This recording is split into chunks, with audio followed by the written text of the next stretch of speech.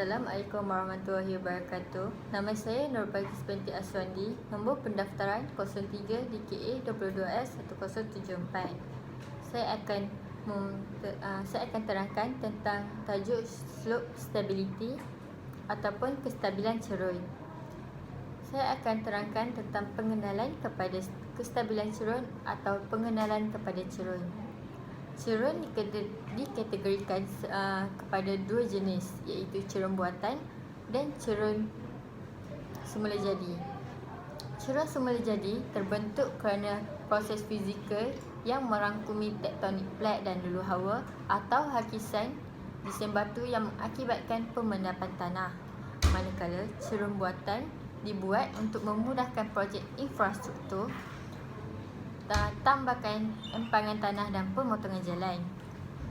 Selain itu, cerun juga merupakan suatu permukaan bumi yang terdedah yang membentuk suatu sudut pada satah ufuk. Kebiasaannya cerun dikaitkan dengan keadaan cerun yang curam, tetapi ini tidak benar kerana terdapat banyak kes kegagalan cerun yang berlaku pada cerun yang landau. Hal ini menunjukkan bahawa kestabilan cerun bergantung kepada banyak faktor selain sudut kecondongannya. Kebanyakan cerun direka bentuk untuk kegunaan tertentu seperti mengenal pasti aspek-aspek keselamatan, ekonomi dan penyelenggaraan. Cara untuk kita mendapatkan kestabilan cerun, iaitu terdapat 3 cara untuk mengira kestabilan cerun. Yang pertama, Taylor Stability Number Analysis. Yang kedua, Frobenius-Slice Method. Dan yang ketiga, Total Stress Analysis. Kajian kestabilan cerun pula, kalau boleh tengok kat sini, ni adalah berdasarkan kajian yang kami buat. Cerun di Gunung Jalat ini membentangkan gabungan paku dan tanah rumput vertibra untuk pelindungan cerun. Penggunaan rumput vertibra dianggap sebagai penyelesaian persekitaran hijau untuk kawalan permukaan hakisan. Manakala paku tanah dengan shotcrete adalah kaedah tradisional untuk penstabilan cerun curam. Permukaan shotcrete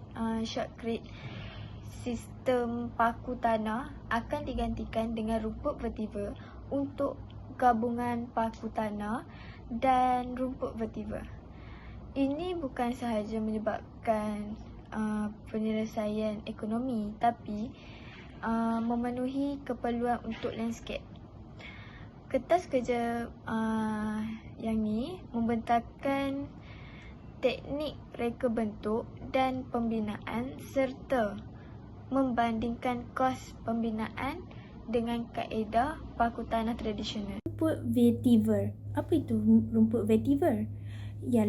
Rumput vetiver ialah tumbuhan tropika bersatu yang telah terbukti digunakan lebih 100 negara untuk pemeliharaan tanah dan air, penstabilan cerun, pemulihan tanah, kawalan pencemaran, peningkatan kualiti air dan lain-lain lagi. Kriteria reka bentuk untuk rumput vetiver, permukaan shotcrete telah digantikan dengan rumput vetiver apabila gabungan paku dan rumput vetiver dicadangkan. Oleh itu, mod permukaan kegagalan adalah kegagalan tanah di sekeliling paku, kegagalan galas paku dan juga kegagalan setempat antara paku. Rumput vetiver ni, pertama, penyerapan dan penapisan air. Rumput vetiver mempunyai keupayaan untuk menyerap dan menyimpan sejumlah besar air, mengurangkan kesan hujan lebat atau ribut di cerun. Macam kita tahu, ia juga bertindak sebagai penapis semula jadi dan mengurangkan sedimen dan bahan pencemar yang dibawa oleh air larian. Seterusnya, kestabilan alam sekitar. Ia dapat menyelesaikan mesra alam untuk pelindungan cerun. Ia membantu memelihara habitat semula jadi, flora dan fauna. dan menggalakkan biodiversiti dan mengurangkan keperluan untuk campur tangan kimia atau struktur buatan. Ia juga menyumbang kepada penyerapan karbon dan membantu memerangi perubahan iklim. Ialah punca daripada kegagalan cerun. Ia akan dari segi alam sekitar, ia akan menyebabkan sifat bahan, hakisan, cuaca dan keadaan geologi. Manakala dari faktor manusia, aktiviti pembangunan yang dijalankan di kawasan berhampiran dengan kawasan cerun. Contohnya pembinaan kondominium di cerun bukit, seperti gambar yang tertera dalam slide. Kesan daripada kegagalan cerun ini dari faktor ekonomi negara kita, ekonomi negara akan merosot kerana akibat kerosakan infrastruktur.